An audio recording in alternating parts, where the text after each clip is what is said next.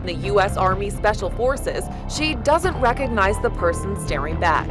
I was very conscious that I was playing a part that wasn't really me. Alana was assigned male at birth, but always felt female. When she told her family she was gay and transgender, she says her father stopped talking to her. To suppress her feelings, she signed up for the U.S. Army and became a shooter and medic in Afghanistan. U.S. Marines rise early, work hard, and follow orders. They're creatures of routine, but one thing is certain to change at military bases like Camp Pendleton. Soon, gay service members can be open about their identities and not fear dismissal. The repeal has already happened, okay, but the implementation hasn't happened yet. The 17-year-old policy, commonly known as Don't Ask, Don't Tell, is now a part of military history. It held as long as gays didn't reveal their orientation in active service, they could remain in uniform. In this case, Marines are getting briefed by an officer about what's changing. There will be no discharge based upon your sexual orientation.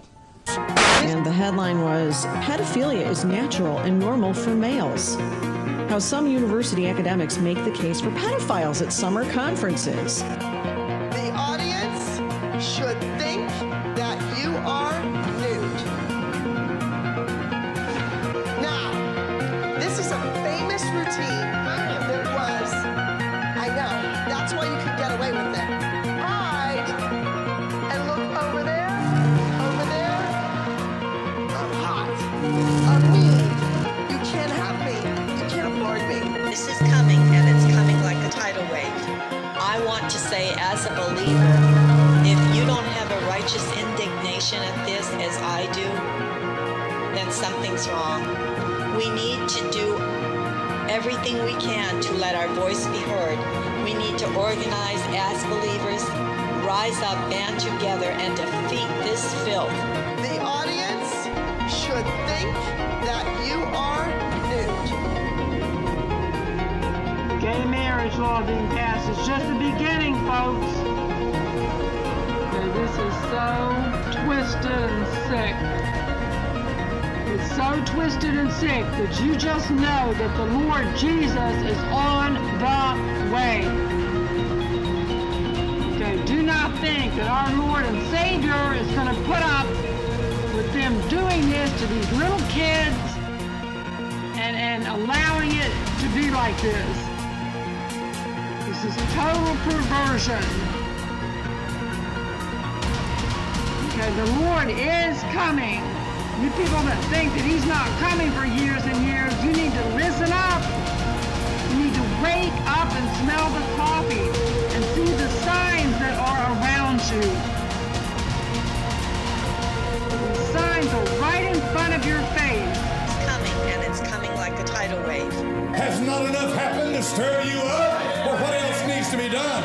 Do they need to come through the door and take your kids and carry them out the back door and say they're ours now? We're going to turn them into sodomites and homosexuals and all of that? What will it take to awaken the church in America? A controversy roiling among parents in Seattle as 13 schools are allowing girls as young as 11 to access birth control without their parents' okay. I signed up to join the Army when I was sort of 15, 16 years old, and then didn't actually physically go to Sandhurst until I was 23. And at the time I was, identifying as male in my life, even though I kind of knew in the background that something wasn't quite right. And then, after a couple of years, the feelings cemented, they got stronger and stronger, and I realised that I could no longer live in that way. And I decided to come out to the Army, come out to some of my friends and family, and start my transition to become the woman that I knew I was. And what was it like going through that transition in what many would perceive to be a very macho environment? It was really positive, actually. The Army are genuinely really good. No one can quite believe me when I say that, but they really are. Do you mean the sort of hierarchy in the Army? Just everyone in general. There's a kind of perceived kind of idea that the Army are a very sort of masculine, macho organisation, but actually they're very forward-thinking. And whether it be the people who work for me, my peers, my colleagues, or people who command me in the Army chain of command, they've all been really, really positive and just seen it as something that allows me to be who I am and frees up my kind of emotional energy to concentrate on work and doing the job that they employ me for. You're the most senior transgender person in the Army, That's but correct. by no means the only transgender person in the No, Army. not at all, no. I know that you actually work with other transgender people within the Army. How many do you get involved in? So I'm the transgender representative of the British Army, which involves mentoring all of our transgender soldiers as well as... Determination and discipline are what drive Shane Ortega. I don't ever feel like I can slip. I can't ever fall down. I have to be perfect. He's 28 years old, 5'6", and a competitive bodybuilder who loves the outdoors. And he's also transgender. Shane is a sergeant in the U.S. military and a former Marine who served 3 combat tours in Iraq and Afghanistan. He enlisted as a woman, but since 2011 has been serving as a man, when he co-founded the Transgender Military Support Group and joined the Military Freedom Coalition, which advocates for the fair treatment of all LGBT service members. More recently, he's attracted national attention by seeking legal assistance on his status. Why did you decide to speak up? I stuck my neck out. I knew exactly what I was doing. When you're the first of something, whether it's like the first Latino person to do this, or it's the first gay person to do this, or in my case, the first trans man to like stand up that was active duty, or a transgender person in general in the United States, that it comes with a very, very heavy toll. Last September, the ACLU filed a petition on behalf of Sergeant Ortega and other transgender soldiers facing separation proceedings. I think the risk of him being imminently separated is fairly small. That I think that the Army and the Pentagon have put these separations effectively on hold for the next couple of months.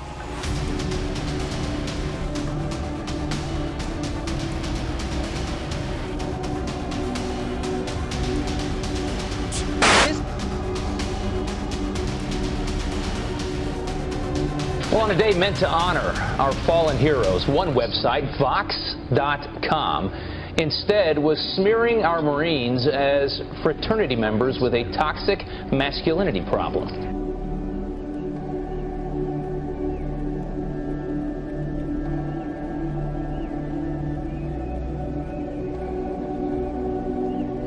As my friend Matt Walsh wrote on Twitter, call me crazy, but I'm pretty sure the Marine Corps is supposed to be both masculine and toxic. But these are the kind of people who want our Marines to prance around into battle wearing high heels and camo rompers.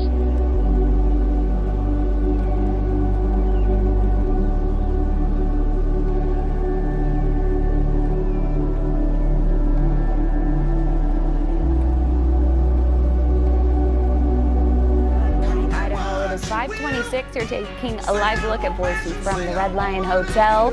Rompers have become a staple in women's fashion. The cute one-piece outfit, one of my favorites. But what about rompers for men? No. These images and video of grown men in the patterned onesies are blowing up social media. It's a one-piece garment like women and babies wear. Men, why would you ever want to engage in this is ridiculous. What the baby version? What grown man's going to wear this? You wear that out in public? You wear it out in public. Okay. Stuart Ledbetter joins us with a look at what else is ahead in the next half hour. Hi, Stu. I still can't get over that Romkin thing. It's just wrong.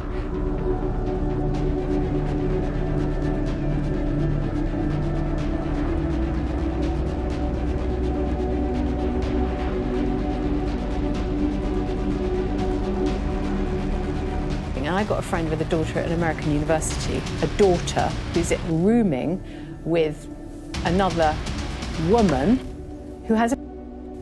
And that is completely understood, that is fine. And he, as a father, finds that a bit strange, but this is where we are. This story's gone viral. Vinny, 23 years of age, has already spent tens of thousands of dollars.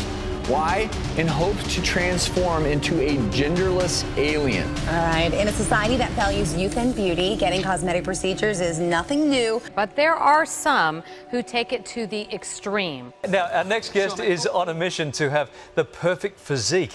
Like the man who's known as the human Ken doll. I'm known in the media as the human Ken doll.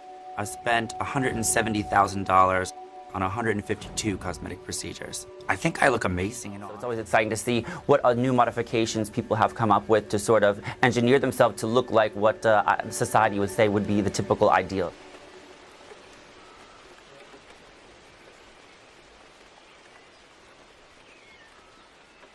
you look very different. So we have to ask why you've done it.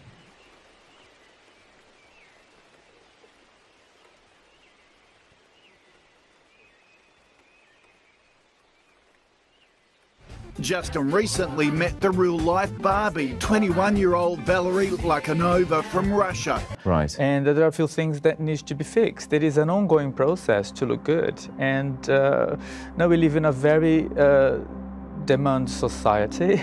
Yes. And I'd like to be the best that I can possibly, my body can allow me to be. Just the availability and the control to be able to manipulate my body and change it, to sculpt it, I guess, became a form of art for me. Okay. So we have a lot of fun kind of working through our binary categories. So welcome to my world, where nothing makes sense anymore. This is the subject now. There are 650,000 transgender people in this country. That accounts for 1% of the population. Of that 1%, the minutest amount of number are children. And to change our schools, to change the landscape of this country for a handful of people when there is no proof that we need to do that, I find astonishing. And people are using this as an identifier, as much as you might call yourself a man or a woman. Kids are saying, I'm agender.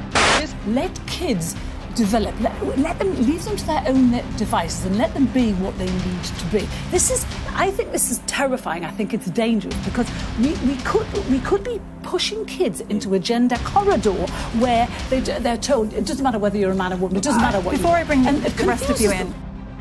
The other thing that's kind of fun about this field is it is the most deconstructionist thing I've ever run into. If you want a field where it's just, you're never going to get your head wrapped around everything, this is it. More into a gender non-binary. So you want to be sexless? Yeah, I looked into removing my genitals completely with different doctors, like a sexual on assignment. People are curious. People want to know what's going on. When somebody is assigned male, and that's the way the lingo works in my world, you are assigned a sex at birth. When you're assigned male at birth, but you grow up, and this is not what we're thinking of as male. But my concern is the extraordinary increase in figures, that the attitude that people like you perhaps, without realising, are fostering. So let me run you through some of the figures. The number of under 18s referred to that service in 2016 to 2017 was 2,016. Okay? The number of under 18s referred in 2009-2010 was 97. Now, although I'm quite good at maths, I haven't got Diane Abbott here with me to work out what percentage that is, but that's quite an uptick. Okay, so here we are now watching development collide with something, you know, when we see adults, we sort of, I think to some extent we go, okay, that's okay, you can do what you want, even if I'm uncomfortable, it's still you, you're all grown up, whatever. What about a 12-year-old? Now back it up, what about an 8-year-old? Here's the breakdown. 21, for 2016-2017, 21 were 5-year-olds, 9 were 4-year-olds, and 1 was a 3-year-old. I'm going to keep backing it up. I have children as young as 3 that come into my office with their families, where the family question is, Junior here is saying that they are a gender that I don't think of them as. What should I do? 3. So we need you, but when you have a 3-year-old embarking on possibly gender identity issues, well, you're a mum, I mean, it is utter copplers, to choose an unfortunate word. It is utterly wrong. I've already. This is different. You go through gender assignment, reassignment. I mean, removing your Adam's apple, feminizing your face, or making it more masculine. Removing breasts, adding breasts, genitalia. But when you get into removing nipples and belly buttons, that's sort of and trying to remove any genitalia at all, it's such a this is different. You know, that's the part of the reason why you'll see my topic area here says gender re/evolution, because for me this is, are we talking about evolution? Are we talking about a revolution? What is this?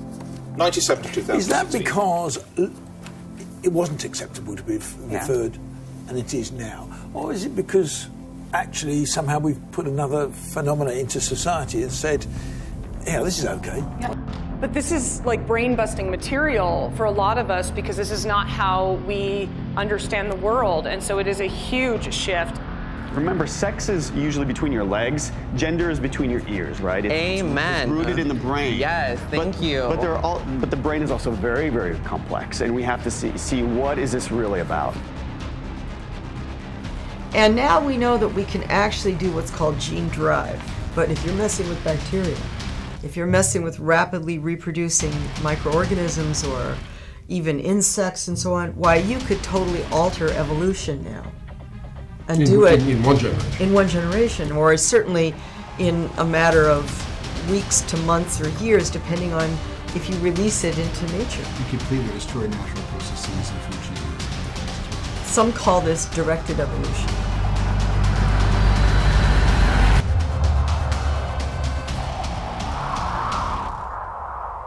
Designer babies. Do you want a boy? You want a girl? Now you can order up.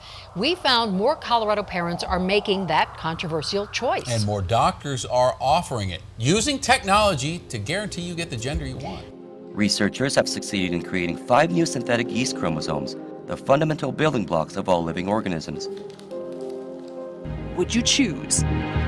No, not in a million years. Yes, I would have had a boy first. No, I think that you should kind of let nature take its course. But more parents are manipulating Mother Nature, effectively buying the sex of the baby they want. Although this type of sex selection is not legal in many countries, Canada, Australia, China, in the United States, it's not even regulated.